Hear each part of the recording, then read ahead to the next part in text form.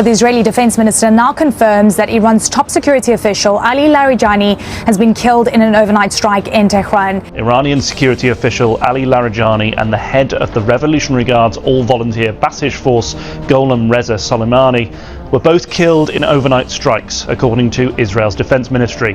Ali Larijani has been a central figure in Iranian politics for decades. He was Iran's security chief, appointed as a secretary of the Supreme National Security Council in August last year.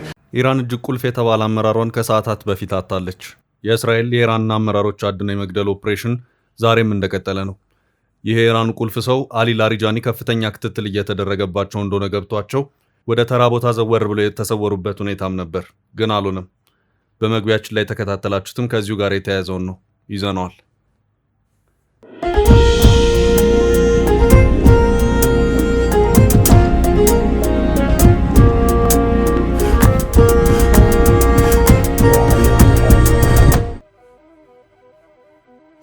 ሰላም ጤና ይስጥልን የተከበራችሁ የፈታ ዴሊ ቤተሰቦች፣ የሰዓቱን መረጃ ይዘን ተገኝተናል። እንደተለመደው አንኳር ጉዳዮችን በቅድሚያ በማስተዋወቅ ወደ ዝርዝሩ እናልፋለን። አሜሪካ ኢራን ላይ አዲስ ዘመቻ ከፍታለች። ለአሜሪካ ኤምባሲዎችና የዲፕሎማቲክ ቢሮዎች በሚስጥር መመሪያው ተልኳል። ይህ አዲሱ ዘመቻ ትራምፕ ያቀረቡት ጥሪ ተቀባይነት አለማግኘቱን ተከትሎ የመጣ ነው። መረጃውን ይዘነዋል። ኢራን እጅግ ቁልፍ የተባለ አመራሯን ከሰዓታት በፊት አጣለች። የእስራኤል የኢራንን አመራሮች አድኖ የመግደል ኦፕሬሽን ዛሬም እንደቀጠለ ነው። ይህ የኢራኑ ቁልፍ ሰው አሊ ላሪጃኒ ከፍተኛ ክትትል እየተደረገባቸው እንደሆነ ገብቷቸው ወደ ተራ ቦታ ዘወር ብለው የተሰወሩበት ሁኔታም ነበር፣ ግን አልሆነም። ጥንቅራችን ከያዛቸው መረጃዎች መካከል ነው። የኢራኑ ጦርነት ኢትዮጵያን ጨምሮ በዓለም የረሃብ አደጋ ደቅኗል ሲል የዓለም ምግብ ፕሮግራም WFP አዲስ ሪፖርት አመለከተ። 45 ሚሊዮን ተጨማሪ ዓለማችን ህዝብ በግጭቱ የተነሳ የምግብ ዋስትና ስጋት ውስጥ እንደሚገባ ነው የተነገረው። የሆርሙዝ ሰርጥ ከነዳጅ በተጨማሪ የአፈር ማዳበሪያ ምርት ማስተጓጎሉን WFP ገልጾ የረሃብ አደጋ ማስጠንቀቂያ አሰምቷል። መረጃውን አካተናል። በአማራና ትግራይ ክልሎች ይገባኛል ጥያቄ የሚነሳባቸው ግዛቶችን በተመለከተ እየተሰሙ ያሉ ጥብቅ የማሳሰቢያ መልእክቶች እንደቀጠሉ ነው። አንጋፋው ፖለቲከኛ ወልቃይትና ራያን በተመለከተ ጥብቅ መልእክት ሰደዋል። ወልቃይት ራያን በተመለከተ የሚያነሱት የመከራከሪያ ነጥብ ልዩ ትኩረት ስቧል። በወልቃይት በህወሓት እንዲሰፍሩ ተደርጓል ስለተባሉ ታጣቂዎችን ምላሽ ሰጥተዋል። ይዘነዋል። ዓለም ትኩረቱን ኢራን ላይ ባደረገበት በዚህ ጊዜ ሌላ ጦርነት ተፋፍሟል። ፓኪስታን እና አፍጋኒስታን በገቡበት ግጭት ከ400 ሰዎች በላይ ባለፉት 10 ሰዓታት ተገድለዋል። ግጭቱን የተመለከተ አጠር ያለ ዘገባ ይዘናል። አፍሪካዊ ቢሊዮነር አሊኮ ዳንጎቴ በኢትዮጵያ ለሚገነባው ግዙፍ የዩሪያ ማዳበሪያ ፋብሪካ የሚውል የ4.2 ቢሊዮን ዶላር የተፈጥሮ ጋዝ አቅርቦት ስምምነት ከቻይናው GCL ግሩፕ ጋር መፈራረሙን የተመለከተ አጭር ዘገባ አክለናል። ብሔራዊ ባንክ ዛሬ ያካሄደውን ጨረታ ተከትሎ ይፋዊ መግለጫ ሰጥቷል። የብር የመግዛት አቅም በ2 ሳምንት ውስጥ በ1 በመቶ ተዳክሟል። የትይዩ ገበያ ዋጋ እየተዳከመ መሆኑም ተሰምቷል። ዝርዝር መረጃውን ይዘናል። እስከ ጥንቅራችን ፍጻሜ አብራችሁን ቆዩ። የምንለቃቸው ዕለታዊ ትኩስ ዜናዎች እንዲደርሷችሁ ላይክ፣ ሼር፣ ሰብስክራይብ ማድረግ እንዳትረሱ።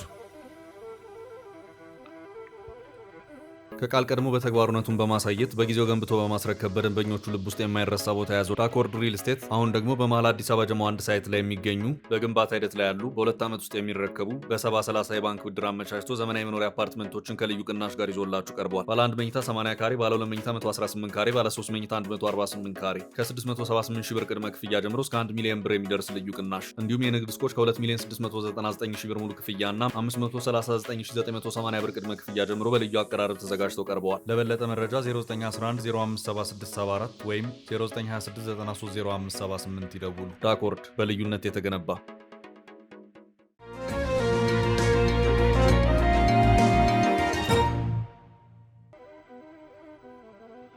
ኢራን ዛሬ ቀኝ እጇን አጣች። ኢራን ሰኞ ለማክሰኞ በተካሄደ ጥቃት እጅግ ቁልፍ የተባለውን አመራሯን አጣች። ይህ ሰው አሊ ላሪጃኒ ይባላል። በኢራን ፖለቲካዊና ወታደራዊ አመራር ውስጥ ቁልፍ ከሚባሉ ሰዎች መካከል ነው። እስራኤልም አጥብቃ ከምታድናቸውና በነፍስ ከምትፈልጋቸውም ሰዎች መካከል አንዱ አሊ ላሪጃኒ ነበር። በበርካታ የኢራን ከፍተኛ ወታደራዊና ፖለቲካዊ አመራሮች ላይ እስራኤል የአደን ጥቃት መካሄዱን ተከትሎም አሊ ላሪጃኒ ለማንኛውም ገለል ማለት ይበጃል በማለት ከዋናው መኖሪያ ቤቱ ለቆ ሚስጥራዊ በሆነ አፓርትመንት ውስጥ እንደነበር ዘገባዎች አመላክተዋል። በአገር ውስጥ ደህንነት ሚኒስትርነት ከፍተኛ የኢራን የደህንነት ኃላፊ የነበረው አሊ ላሪጃኒ ክፉ ቀን ዘወር ብዬ ላሳልፍ በሚል በአንድም ብዛም ትኩረት በማይሰጠው ተራ አፓርትመንት ውስጥ ከልጃቸው ጋር ተሰውሮ የነበረ ቢሆንም በትላንትናው ዕለት ሰኞ ለማክሰኞ በተካሄደው የእስራኤል የአየር ጥቃት እንደተገደለ እስራኤል በዛሬው ዕለት አስታውቃለች። እስካሁን ባለው ሁኔታ ኢራን በእስራኤል አድኖ ማጥቃት በርካታ ፖለቲካዊና ወታደራዊ አመራሮቿ ተገድለውባታል። የአሊ ላሪጃኒ መገደል በተመለከተ የእስራኤሉ ጠቅላይ ሚኒስትር ቤንያሚን ኔታንያሁ በሰጡት መግለጫ አረጋግጠዋል። አሊ ላሪጃኒ ኢራን እንደ ሀገር የምትመራበትና የሀገሪቱ የደህንነትና ወታደራዊ አስኳል ነው የሚባለው ከፍተኛው የብሔራዊ ጸጥታ ምክር ቤት ወይም ሴክሬታሪ ኦፍ ዘ ሱፕሪም ናሽናል ሴኩሪቲ ካውንስል አባልም ነበር። ይህ ምክር ቤት የኢራንን አጠቃላይ ደህንነትና ወታደራዊ እንቅስቃሴን በተመለከተ እቅድ የሚያወጣ የሚከታተልና የሚያስፈጽም አካል ነው። የኢራን ደህንነት በዚሁ አካል እጅ ያለ ነው። በዚህም አሊ ላሪጃኒ በዚህ ቁልፍ ቦታ ላይ በነበረበት ነበር የአሁኑ ጦርነት የፈነዳው። አሊ ላሪጃኒ የተወለደው ናጃፍ በተባለች የኢራቅ ግዛት ነው። በዩኒቨርሲቲ ደረጃ በዚያው በኢራን ቴህራን ዩኒቨርሲቲ ያጠናው የምዕራቡን ዓለም ፍልስፍና ወይም ዌስተርን ፊሎሶፊን ነው። ከዚያም የኢራን እስላማዊ አብዮት የወለደውን የኢራንን አብዮታዊ ጥበቃ ጦር ተቀላቀለ። ከወታደራዊም ዘርፍ ወጣ ብሎ በፖለቲካው ዘርፍ በኢራን ፓርላማ ውስጥም ተመርጦ አገልግሏል። እንደ አውሮፓውያን አቆጣጠር በ2024 በተካሄደው የኢራን ፕሬዝዳንታዊ ምርጫ ውስጥም እጩ ሆኖ ነበር። የሟቹና የቀድሞ የኢራን መንፈሳዊ መሪ አያቶላ አሊ ኮሚኒ የቀኝ እጅ ከሚባሉ ሰዎች መካከልም አሊ ላሪጃኒ አንዱ እንደነበር የዛሬ ዘገባዎች አመላክተዋል። አሊ ላሪጃኒ የኢራን ቁልፍ ሰው ከመሆኑ ጋር በተያያዘም እስራኤልና አሜሪካ አይናቸውን ጥለው ሲከታተሉትም ነበር። አሜሪካ የጉዞ ማዕቀብን ከጣለችባቸው የኢራን አመራሮች መካከል አሊ ላሪጃኒ አንዱ ሲሆን በርካታ የኢራን አመራሮችም በእስራኤልና አሜሪካ ጥቃቶች ታድነው ሲገደሉ ቀድሞውኑ ተፈላጊ እንደሆነ የሚያውቀው አሊ ላሪጃኒ በተቻለው መጠን ራሱን ለመሰወር ሞክሮም ነበር። ነገር ግን የሰኞ ለማክሰኞ ምሽት ለአሊ ላሪጃኒ የምትሆን ምሽት አልሆነችም። በምን አይነት መረጃ የነበረበት ተራ አፓርታማ ተለይቶ ታወቀ የሚለው ጉዳይ አሁንም ድረስ እንቆቅልሽ ሆኖ እንደቀጠለ ሲሆን ግድያውን በተመለከተ መግለጫ የሰጡት የእስራኤሉ ጠቅላይ ሚኒስትር ቤንያሚን ኔታንያሁ በሰጡት መግለጫ ይህ እርምጃ ኢራናውያን የራሳቸውን ዕጣ ፈንታ በራሳቸው ለመወሰን እድል ይሰጣል ሲሉም ተናግረዋል። የእስራኤል መከላከያ ሚኒስትር የኢራን የጸጥታ ምክር ቤት ዋና ኃላፊ አሊ ላሪጃኒ ትላንት ሌሊት መገደሉን ያሳወቀ ሲሆን እስካሁን ባለው ሁኔታ በኢራን በኩል የተባለ ምንም ነገር የለም። በተጨማሪም የእስራኤል ጦር ባሲጅ የተባለው የኢራን ታጣቂ ኃይል አዛዥ የሆኑትን ጎላም ሬዛ ሶሊማኑን መግደሏን አስታውቃለች። የአገሪቱ መከላከያ ሚኒስትር ባወጣው መግለጫ ከኢራን እስላማዊ አብዮታዊ ዘብ ጋር ግንኙነት ያለውን ታጣቂ ቡድን ላለፉት 6 ዓመታት ሲመሩ የቆዩትን ወታደራዊ አዛዥ ገድለዋል ብለዋል። አዛዡ የሚመሩት ታጣቂ ቡድን ታህሳስ ላይ የነበረውን ጸረ መንግስት ተቃውሞ ለማፈን በተወሰደው በሺዎች የሚቆጠሩ ሰዎች የተገደሉበት ዘመቻ ውስጥ ተሳትፎ ነበረውም ተብሏል። የመከላከያ ሚኒስትሩ ካትዝ የኢራኑ ከፍተኛ የደህንነት ባለስልጣን መገደላቸውን ባስታወቁበት መግለጫ ጠቅላይ ሚኒስትሩና እኔ የእስራኤል መከላከያ ሰራዊት የኢራን የሽብርና የጭቆና አገዛዝ አመራሮች ማዕደኑን እንዲቀጥል ትዕዛዝ ሰጥተናል ብለዋል። የአሜሪካው ፕሬዝዳንት ትራምፕ የኢራን አመራሮች በከፍተኛ መጠን ስለመለዋወጣቸው ሲናገሩ ነበር። ከቀሩት ከፍተኛ አመራሮች መካከል 2ቱ ስለተገደሉ የአመራሮች መለዋወጡ እንደቀጠለ መረጃ እናደርሳቸዋለን ሲሉ ተናግረዋል። The Israeli Defense Minister now confirms that Iran's top security official Ali Larijani has been killed in an overnight strike in Tehran. Iranian security official Ali Larijani and the head of the Revolutionary Guard's all-volunteer Basish force, Golem Reza Soleimani, were both killed in overnight strikes, according to Israel's defense ministry. Ali Larijani has been a central figure in Iranian politics for decades. He was Iran's security chief, appointed as a secretary of the Supreme National Security Council in August last year.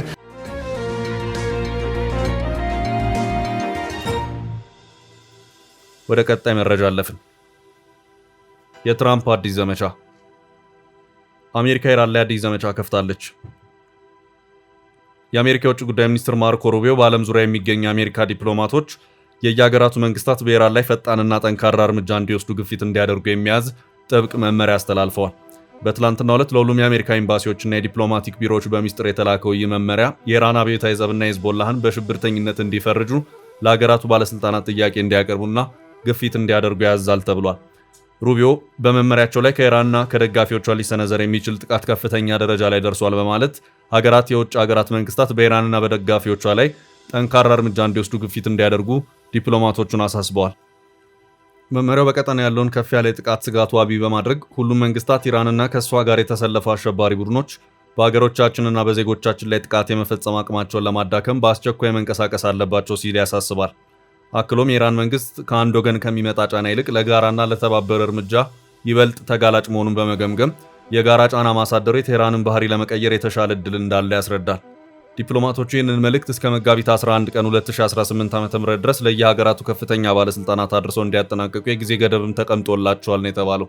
ይህ ዲፕሎማሲያዊ እንቅስቃሴ ከየካቲት 21 ጀምሮ በአሜሪካ እስራኤልና በኢራን መካከል የተቀሰቀሰውን ወታደራዊ ግጭት በከፍተኛ ሁኔታ መጨመሩን ተከትሎ የመጣ ተጨማሪ የጫና ስልት መሆኑ ተነግሯል። ሚኒስትሩ አክለውም የመመሪያው ዓላማ ኢራንን የሚሳኤል አቅም ማዳከምና የሽብር ተግባሯን ማስቆም መሆኑን ገልጸው ዓለም አቀፉ ማህበረሰብ በዚህ ወሳኝ ወቅት በጋራ እንዲቆም ጥሪያቸውን አቅርበዋል። ይህ የአሜሪካ መንግስት ጥረት የመጣው አስተዳደሩ ከ2 ሳምንታት በፊት የጀመረውን የአሜሪካና የእስራኤል የአየር ላይ ጦርነት አስቀድመው ላልተነገራቸውና አሁን ላይ ድጋፍ ለመስጠት እያንገራገሩ ላሉ አጋር ሀገራት ለማስተባበር በሚሞክርበት ወቅት ነው። የዚህ ፈተና አንዱ ማሳያው ነው። በርካታ የአሜሪካ አጋር ሀገራት ሰኞ ዕለት በሰጡት ምላሽ ለዓለም የነዳጅ ንግድ እጅግ ወሳኝ የሆነውን የሆርሙዝ የባህር ወሽመጥ ክፍት ለማድረግ ለቀረበላቸው የአሜሪካ ጥሪ የጦር መርከቦቻቸውን የመላክ ምንም አይነት የቅርብ ጊዜ እቅድ እንደሌላቸው ማሳወቃቸው ነው።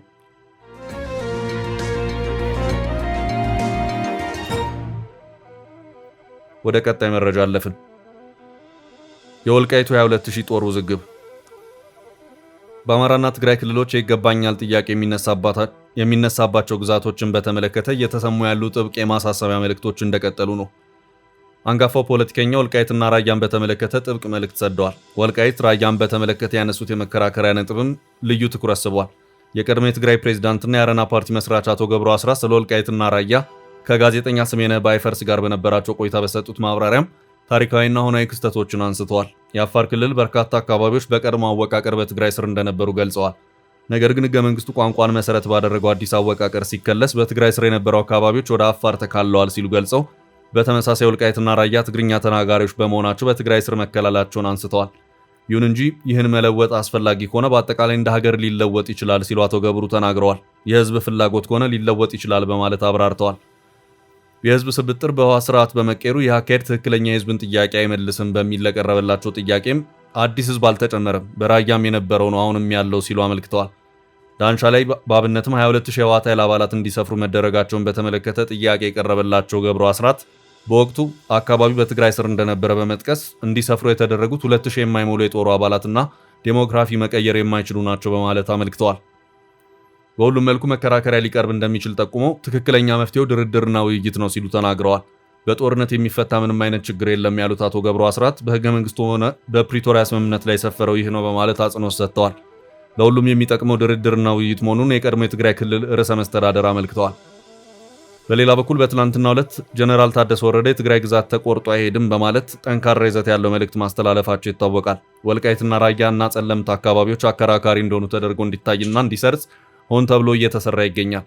በታሪክና በህጋዊ ሰነዶች መሰረት ትግራይ የምትቀበለው መሬት እንጂ አሳልፋ የምትሰጠው አንዲት ኢንች መሬት የለም ሲሉ የትግራይ ክልል ጊዜያዊ አስተዳደር ፕሬዝዳንት ሌተናል ጀነራል ታደሰ ወረደ አሳስበዋል።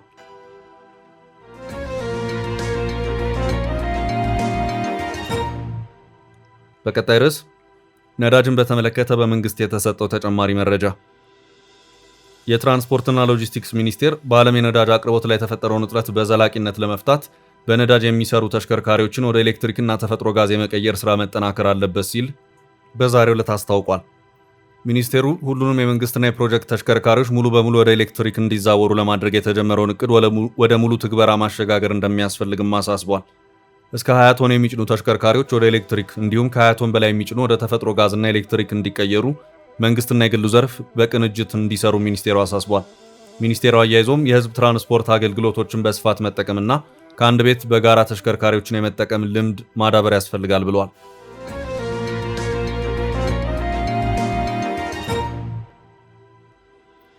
ወደ ቀጣይ ርዕስ አለፍን። የኢራኑ ጦርነት ኢትዮጵያን ጨምሮ በዓለም የረሃብ አደጋ ደቅኗል። WFP የዓለም ምግብ ፕሮግራም የኢራኑ ጦርነት ኢትዮጵያን ጨምሮ በዓለም ረሃብን ሊያባብስ ይችላል ሲል ማስጠንቀቂያ አሰምቷል። የመካከለኛው ምስራቅ ጦርነት በዚህ ከቀጠለ በዓለም ታይቶ የማይታወቅ የረሃብ ሪከርድ ሊፈጠር ስለመቻሉ ነው ፕሮግራሙ የገለጸው። ሚሊዮኖች አደጋ ውስጥ ናቸው ብሏል። የዓለም ምግብ ፕሮግራም ባወጣው አዲስ ሪፖርት ከጦርነቱ ጋር በተያያዘ የዓለማችን 45 ሚሊዮን ህዝቦች የምግብ ደህንነት አደጋ ውስጥ ገብተዋል ሲል አስጠንቅቋል። አሁን ላይ በዓለማችን በምግብ ዋስትና እጥረት ችግር ውስጥ ያሉት ሰዎች ቁጥር 318 መሆኑን ገልጾ ይሄ በእጅጉ ሊጨምር ይችላል ብሏል። የWFP ምክትል ዳይሬክተር ካርል ሳኩ ጄኔቫ ላይ በተካሄደ ስብሰባ አዲሱን ሪፖርት ያቀረቡ ሲሆን የከፋ ነገር እየመጣ ነው ብለዋል። የምግብ ዋስትና ችግር በጦርነት የሚባባሰው በኤነርጂ ወይም ነዳጅና ማዳበሪያ ላይ በተፈጠረው እጥረት የተነሳ መሆኑ ተብራርቷል። በተለይ እንደ ኢትዮጵያ ያሉ ነዳጅና ማዳበሪያን ኢምፖርት የሚያደርጉ ሀገራት ዋነኛ የስጋት ክልሎች መሆናቸውን ተናግሯል።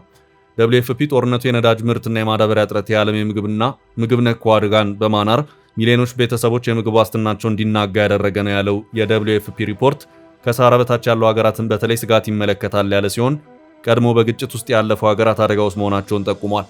መካከለኛው ምስራቅ ናይትሮጂን ማዕከል ያደረገ ማዳበሪያ የሚመረትበትና የሚተላለፍበት የዓለማችን ዋና ቦታ መሆኑ ሲገለጽ አሞኒያና ዩሪያን ለማበልጸግ ጥቅም ላይ የሚውሉ የተፈጥሮ ጋዝ መገኘቱ ነገሩን ያባብሰዋል።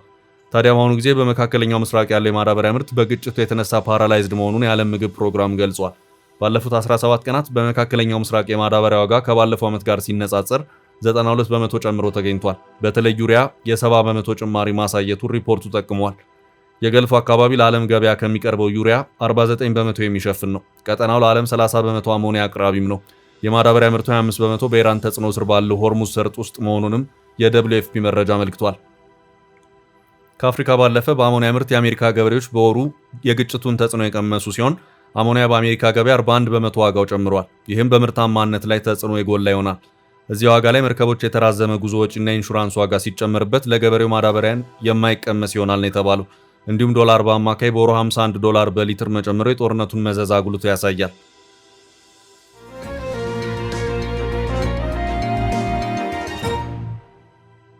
ወደ ቀጣይ መረጃ አለፍን። 400 ሰዎች በአንድ ቀን ያለቁበት ሌላኛው ጦርነት። ዓለም ትኩረቱን ኢራን ላይ ባደረገበት በዚህ ጊዜ ሌላ ጦርነት ተፋፍመዋል። ፓኪስታንና አፍጋኒስታን በገቡበት ግጭት ከ400 በላይ ሰዎች ባለፉት 10 ሰዓታት ተገድለዋል። የታሊባን አስተዳደር ካቡል ላይ በደረሰ ጥቃት 400 ዜጎቹ መገደላቸውን ይፋ አድርጓል። ጥቃቱ የተፈጸመው ማክሰኞ ንጋት ላይ ሲሆን በካቡል የጤና ተቋም ላይ ጥቃቱ ማረፉ ተነግሯል። በከተማው ታሪክ ከፍተኛ የተባለ ጥቃት ስለመሆኑ ነው የተገለጸው። ከሟቾቹ መካከል በርካታ ዶክተሮች፣ ነርሶችና ህመምተኞች እንደሚገኙበት ተዘግቧል። ታሊባን የፓኪስታን መንግስት ጥቃቱ ስለመፈጸሙ ሲከስ፣ ፓኪስታን ግን ክሱን ተቃውማለች። በአየር በተፈጸመው ጥቃት 2000 አልጋዎች ያሉት ሆስፒታል ነው የተመታው። በፓኪስታን በኩል ኢላማ ወታደራዊ የሆነ ጥቃት መፈጸሟን ገልጻ ሆስፒታል አለመምታቷን ገልጻለች። በካቡልና በምስራቅ ፓኪስታን ግዛት ላይ ወታደራዊ ይዞታዎችን ብቻ ደብድቤያለሁ ብላለች። ፓኪስታን በአፍጋኒስታን ባሳለፍነው ሳምንት መጨረሻ ለአማጺዎች ድጋፍ ይሰጣሉ ባለቻቸው መሰረተ ልማቶች ላይ ኢላማ ማድረጓንም ገልጻለች። ታሊባን ግን ጥቃቱ የሕክምና ማዕከልና የግል አውሮፕላን የነዳጅ ማጠራቀሚያን የመታ ነው ሲል መልሷል። ሁለቱ ሀገራት ላለፉት ሳምንታት ከድንበር የዘለለ ግጭቶችን አስተናግደዋል። ታሊባን በቅድሚያ በፓኪስታን ድንበር ጦር መስበቁን የምታነሳው ፓኪስታን ክስተቱን ይፋ ጦርነት ስትል ጠርተዋለች። ጉዳዩ በተባበሩት መንግስታት የጸጥታው ካውንስል ጭምር የተመለከተው ሲሆን በሳምንቱ ሰኞ ዕለት ካውንስሉ ሁለቱ ሀገራት ግጭት ከማባባስ እንዲቆጠቡ አሳስቧል።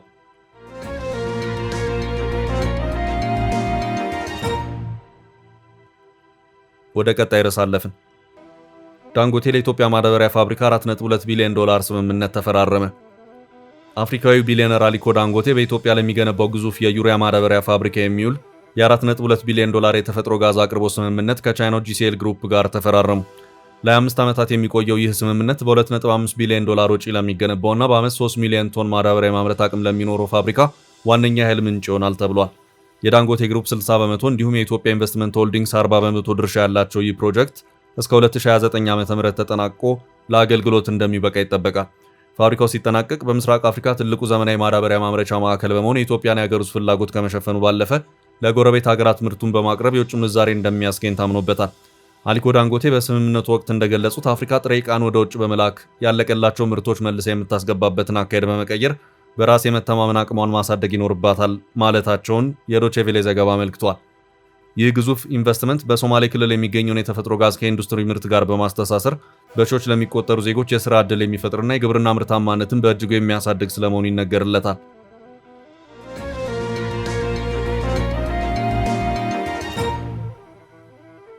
በቀጣይ መረጃችን ስለ ዶላርና ጥቁር ገበያ የተሰማው የኢትዮጵያ ብሔራዊ ባንክ ዛሬ መጋቢት 8 ቀን 2018 ዓ.ም ባከናወነው 21ኛው ዙር የውጭ ምንዛሬ ጨረታ የአሜሪካ ዶላር አማካይ ማሸነፊያ ዋጋ ካለፈው 20ኛው ጨረታ ጋር ሲነጻጸር የ0.98 በመቶ በግምት 100 በመቶ አካባቢ በጭማሪ ማሳየቱ ታውቋል። ባንኩ ባወጣው መረጃ መሰረት በዛሬው ጨረታ አማካይ ምንዛሬ ተመኑ 157.4654 ብር የደረሰ ሲሆን ይህም ከሁለት ሳምንት በፊት የካቲት 24 ቀን ከነበረው 155.94 ብር ጋር ሲነጻጸር የ1.52 ብር ብልጫ አለው። በተመሳሳይ ሁኔታ በባንኮች በኩል የቀረበው የዶላር ፍላጎት በከፍተኛ ሁኔታ ማደጉ የተመዘገበ ሲሆን ካለፈው ጨረታ የነበረው የ177.12 ሚሊዮን ዶላር ፍላጎት በዛሬው ዕለት ወደ 241.52 ሚሊዮን ዶላር ከፍ ብሏል። ይህም በአንድ ጨረታ ውስጥ የ36.3 በመቶ የፍላጎት ጭማሪ መመዝገቡን የሚያሳይ ሲሆን በጨረታው ላይ የተሳተፉ ባንኮች ቁጥርም ከ20 ወደ 30 በማደግ የ50 በመቶ እድገት አሳይቷል።